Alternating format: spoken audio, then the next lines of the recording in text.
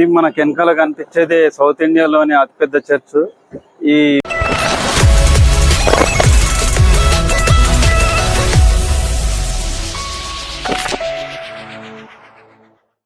Hi hello namaste, welcome back to my channel. ఈరోజు one day trip, Medak trip plan గురించి చెప్పబోతున్నాను.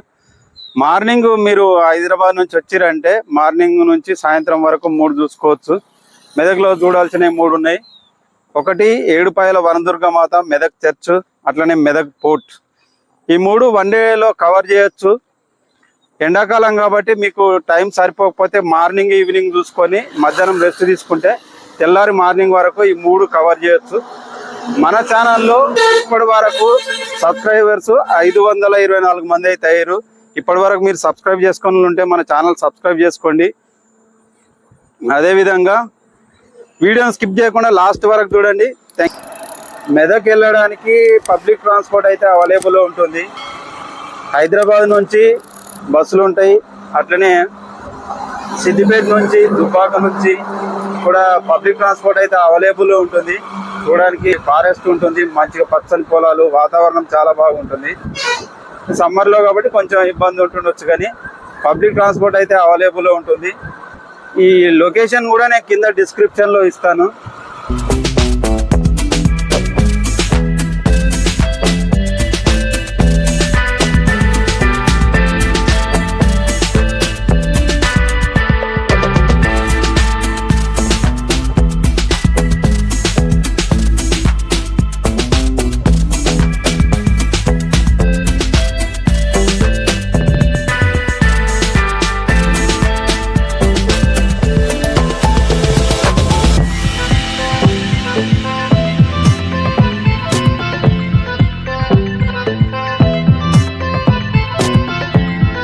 మెదక్ వెళ్ళే రోడ్లో అక్కడక్కడ రిజర్వ్ ఫారెస్ట్ కనిపిస్తుంది. అటుపక్క ఇటుపక్క ఎటు చూసినా మొత్తం చెట్లతోనే నిండిపోయి ఉంటుంది. మొత్తం ఈ ఏరియా అంతా మనకి ఇట్లా బ్రిడ్జి కింద నుంచి వెళ్ళాల్సి వస్తుంది. లెఫ్ట్ సైడ్ పైనుంచి వెళ్ళే బ్రిడ్జ్ నిజామాబాద్ వెళ్తుంది.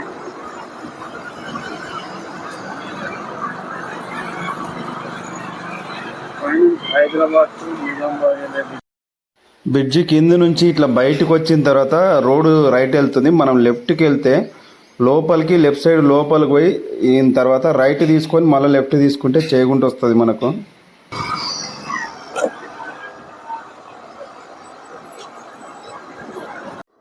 చేగుంట రైల్వే గేట్కి అయితే వచ్చేసాం మనము. గేట్ పడ్డది, ట్రైన్ వస్తున్నట్టుంది. ట్రైన్ వచ్చి వెళ్ళిపోయిన తర్వాత గేట్ ఓపెన్ చేస్తారు. అప్పటి వరకు మనం వెయిట్ చేయాలి.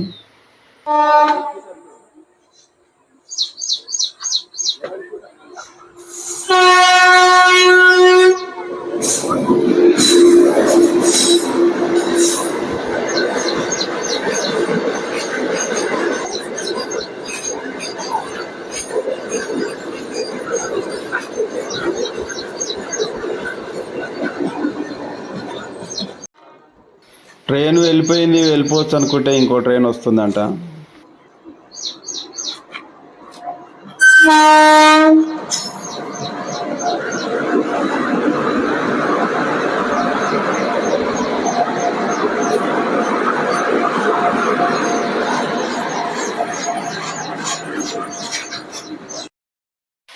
మెదక్ సిటీకి దగ్గరికి వెళ్తుంటే రాజ్పల్లి అనే విలేజ్ ఉంటుంది. అక్కడ ఈ చార్మినార్ లాంటిది ఒకటి దోమినార్ ఉంటుంది. దాని ముందు చెరువు కూడా ఉంటుంది. ఆ చెరువులోని చేపలు బట్టి రోడ్డు మీద అమ్ముతుంటారు. ఇటు నుంచి వచ్చినప్పుడు ఇది ఒకసారి చూసుకోవచ్చు, చాలా బాగుంటుంది. ఇది లెఫ్ట్ సైడ్లో కనిపించేది మెదక్ ఫస్ట్ బస్ స్టాండ్. ఈ బస్ స్టాండ్కి ఎదురుగానే మెదక్ పోర్ట్ ఉంటుంది. ఆ పోర్ట్ చాలా బాగుంటుంది. దీని తర్వాత ముందుకెళ్తే మెదక్ చర్చ్ దగ్గర మరొక బస్ స్టాండ్ ఉంటుంది. అది సెకండ్ బస్ స్టాండ్, ఇది ఫస్ట్ బస్ స్టాండ్.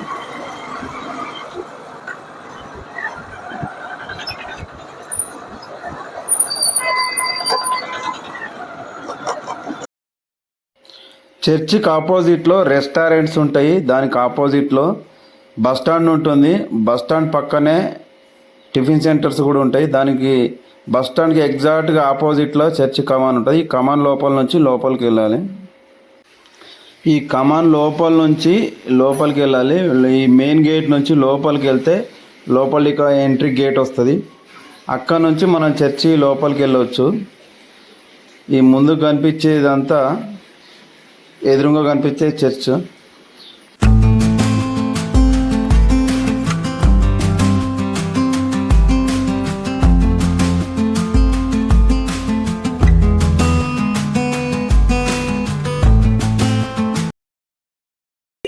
ఇది మనకు వెనకాల కనిపించేది సౌత్ ఇండియాలోని అతిపెద్ద చర్చ్. ఈ ఈ మెదక్ చర్చ్ 1914 నుంచి 1924 వరకు 10 సంవత్సరాల కాల పాటు దీని నిర్మాణం జరిగింది. దీని పొడవు 200 ఫీట్లు పొడవు ఉంటుంది, వెడల్పు ఒక 100 ఫీట్లు ఉంటుంది. దీని హైటు టవర్ వచ్చేసి 175 ఫీట్ వరకు ఉంటుంది. ఇది మెదక్లో కరువు కాలంలో దీన్ని పనికి ఆహారం పథకం కింద దీని నిర్మాణం అయితే జరిగింది. ఈ మెదక్ చర్చ్కు ఎగ్జాక్ట్ ఆపోజిట్లో మెదక్ పోర్ట్ ఉంటుంది. ఇక్కడ నుంచి ఒక 2 కిలోమీటర్ డిస్టెన్స్లో ఉంటుంది. ఇక్కడ నుంచి ఏడుపాయల వనదుర్గ మాత టెంపుల్ దగ్గరికి ఒక 6 కిలోమీటర్ ఉంటుంది. ఇదంతా కూడా పార్కింగ్ ప్లేస్. ఇది చాలా పెద్ద విశాలంగా ఉంటుంది పార్కింగ్ ప్లేస్. ఇక్కడ నుంచి ఇదంతా కూడా పార్కింగ్ ప్లేసే. ఇక్కడ నుంచి ఇంతవరకు ఉంటుంది. చాలా పెద్ద పార్కింగ్ ప్లేస్ ఇది.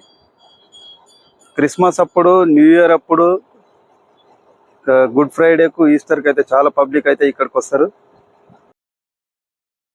ఇది చర్చి లోపలికి వెళ్ళే ఎంట్రన్స్. ఈ ఎంట్రన్స్ లోంచే చర్చి లోపలికి వెళ్ళాలి. ఇక్కడ మనకు ఈస్టర్ బోర్డు కనిపిస్తుంది, ఈస్టర్ పండుగ. ఈ ఎంట్రన్స్ నుంచి లోపలికి వెళ్తుంటే ఫోటో తీసే వాళ్ళు చాలా మంది ఉంటారు. ఒక 2-3 మినిట్స్లో ఫొటోస్ ఇచ్చేస్తారు. పక్కనే శిల్వ ఉంటుంది. ఆ శిల్వ కూడా చాలా బాగుంటుంది. ఈ చర్చి నిర్మాణం పూర్తయి మొన్న పోయిన క్రిస్మస్కి 100 సంవత్సరాలు పూర్తయింది. ఆ రోజుల్లో కట్టిన ఈ చర్చ్ మొత్తం రాతితోనే నిర్మాణం అయితే జరిగింది. పెద్ద పెద్ద రాళ్లతో కట్టిరు. ఫినిషింగ్ కూడా చాలా స్మూత్గా ఉంటుంది, చాలా బాగుంటుంది ఆర్కిటెక్చర్ అంతా. ఈ 100 సంవత్సరాల కింద మిషన్లు, క్రేన్లు వాడకుండానే ఈ రాళ్లతో అంత హైట్లో 175 ఫీట్లో గోపురం నిర్మించారు. ఈ ఫినిషింగ్ కూడా చాలా బాగుంటుంది. రాయి కూడా మిషన్ కటింగ్తో చేసినట్టుగా చాలా స్మూత్గా ఉంటుంది. చర్చి పురాతనమైనది, చాలా అందంగా, చాలా బ్యూటిఫుల్గా ఉంటుంది. చర్చి చుట్టూ విశాలమైన గార్డెనింగ్ ఉంటుంది, చాలా బాగుంటుంది. ఈ గార్డెన్లో చర్చి నుంచి బయటకు వచ్చిన తర్వాత లంచ్ టైంలో లంచ్ బాక్స్ తెచ్చుకున్న వాళ్ళంతా లంచ్ చేస్తారు. ఈ చెట్ల కింద మంచిగా సేద తీరుతారు. చాలా బాగుంటుంది గార్డెన్.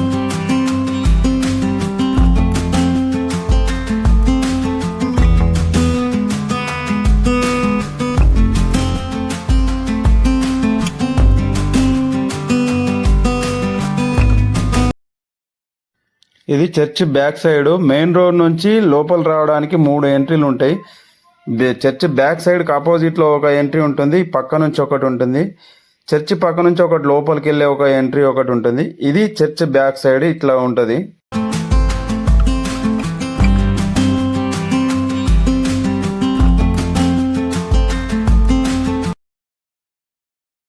చర్చికి ఆపోజిట్లో రూమ్స్ అవైలబుల్లో ఉంటాయి. ఇది ఓపెన్ మార్కెట్ షాపింగ్ మాల్. ఈ షాపింగ్ మాల్లో బైబుల్ ఇంకా కొన్ని వస్తువులు అయితే కొనుక్కోవచ్చు. ఈ వస్తువులని కొనుక్కోవడానికి ఒకప్పుడు అంతా టెంట్లు వేసేవాళ్ళు, ఇప్పుడు రేకులు షెడ్లు వేసారు. చాలా బాగా నీడ అయితే ఉంటుంది. చాలామంది పబ్లిక్ ఈ షెడ్లోకి వచ్చి షాపింగ్ మాల్లో ఇంకా బైబుల్ కొటేషన్స్, ఇంకా పిల్లలు ఆడుకునే వస్తువులు, ఇంకా అట్లాంటివి అన్నీ కొంటుంటారు. ఈ వీడియోని ఇక్కడితో ఎండ్ చేస్తున్నాం. మరిన్ని వీడియోల కోసం మన ఛానల్ను సబ్స్క్రైబ్ చేయండి, లైక్ చేయండి, షేర్ చేయండి. మీ ఫ్రెండ్స్కు, మీ రిలేషన్స్కు అందరికీ షేర్ చేయండి.